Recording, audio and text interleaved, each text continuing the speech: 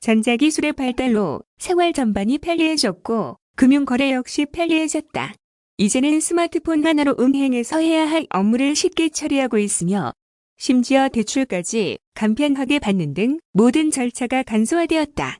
또한 결제 수단도 스마트폰에 저장해서 이용할 수 있게 되었고 소액 결제처럼 당장 지불할 금액이 없어도 쉽게 결제할 수 있게 되기도 했다. 소액 결제는 개인당 최대 100만 원까지 이용할 수 있는 것으로 신용카드와 비슷한 개념으로 사용한 금액이 다음 달 요금으로 청구된다. 이런 소액 결제는 현금화해서 급할 때 이용할 수 있는데 정보 이용료 핸드폰 소액 결제 현금화는 소액 결제로 구매할 수 없는 물건을 사야 할 때나 공과금, 경조사 부조를 내야 할 때 등 급한 상황에 활용할 수 있다. 본인의 소액 결제 한도 내에서 현금으로 바꿀 수 있으며 모바일 상품권, 게임 아이템, 유료 콘텐츠 등을 구매한 후 현금으로 바꿔주는 업체에 매도해서 현금을 받게 된다. 이런 과정은 10분도 채 걸리지 않을 정도로 간편하게 많은 사람이 이용하고 있다. 다만 휴대폰으로 소액 결제 현금과 서비스를 이용하다가 금융 사기를 당할 수 있어 조심해야 한다. 불법으로 운영하는 업체에서는 해킹을 위해 어떤 앱을 설치하게 하거나 링크로 유도해 스마트폰 내 정보를 빼내기도 하고 개인 정보를 무리하게 요구해 보이스피싱 등에 이용하기도 한다.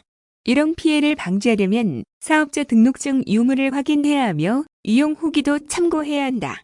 현재도 이용하는 사람이 많은지 확인하면서 리뷰가 꾸준히 올라오는지도 알아보고 큰 문제 없이 많은 이들이 현금화 서비스를 신청하는 곳을 선택하는 게 중요하다.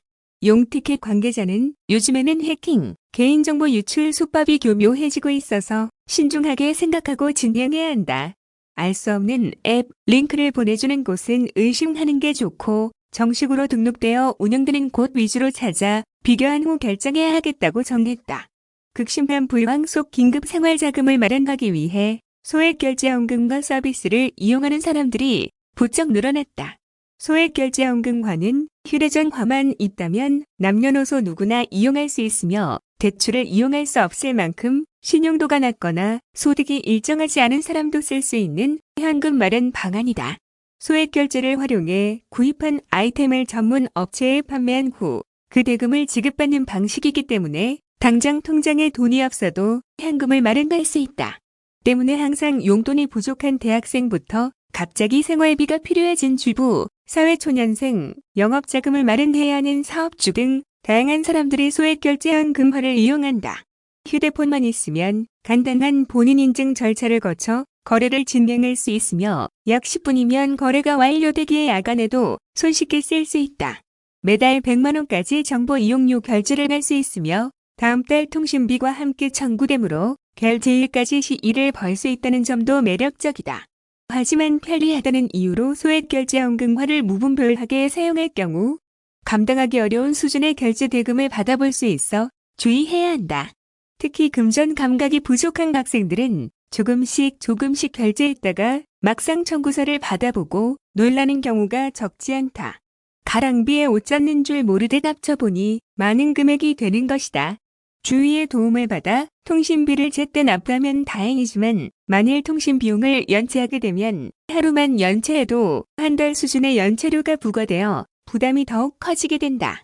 또한 지속적인 연체로 통신기기 사용이 금지될 경우 사회생활 등에 막대한 영향을 미칠 수 있어 사전에 결제 계획을 철저하게 세우고 이에 따라 진행해야 안전하다. 또한 일부 불법 업체가 정식 거래에 필요하지 않은 개인정보를 요구하거나 악성 코드 설치를 유도해 스미싱 등 금융사기 범죄를 저지르기도 하기 때문에 각별한 주의가 필요하다. 출처가 불분명한 URL을 보내거나 정식 마켓이 아닌 곳에서 어플을 다운받도록 유도한다면 즉시 거래 과정을 중단하고 개인정보 보호에 앞장서야 한다. 만일 소액결제를 활용하는 부모라면 미성년자 자녀가 자신의 스마트폰을 이용하지 못하도록 해야 한다.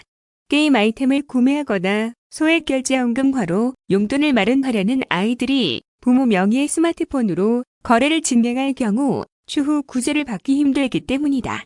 미리 소액결제 비밀번호를 설정해 놓거나 필요한 때에만 소액결제 한도를 높여 소액결제 현금화를 진행한다면 더욱 안정한 거래 환경을 조성할 수 있다.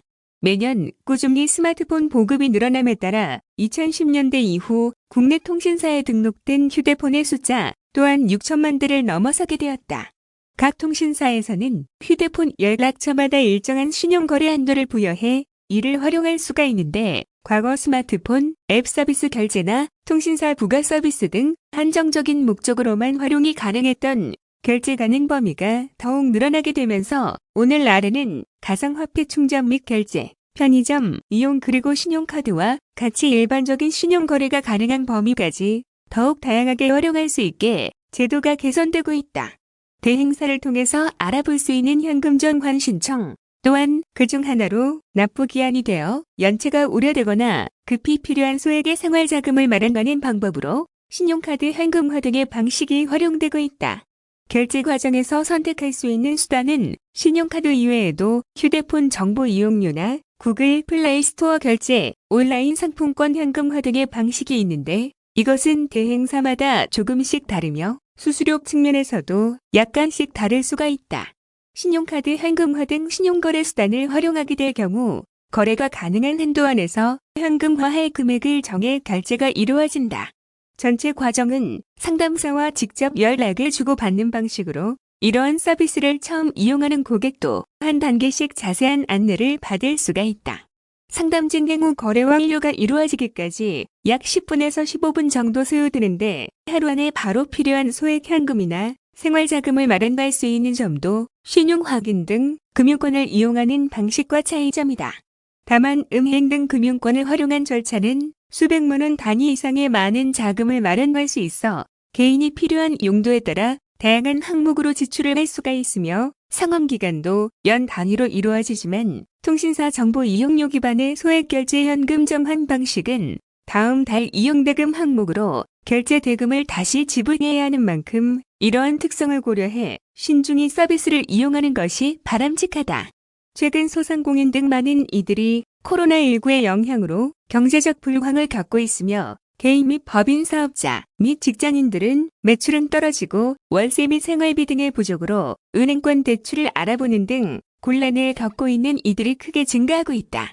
정보 이용료 현금화 서비스는 본인이 소지하고 있는 신용카드와 휴대폰으로 결제 한도 내에서 결제 현금화가 가능한 시스템으로 은행권 대출처럼 신용등급의 영향을 받지 않으며 비교적 간단하게 본인 인증만으로 정보 이용료 현금화가 가능해 이용자가 급증하는 추세이다. 이로 인해 정보 이용료 현금화 서비스를 제공한다는 불법 업체들이 늘어나면서 많은 금융 피해를 발생시키고 있다.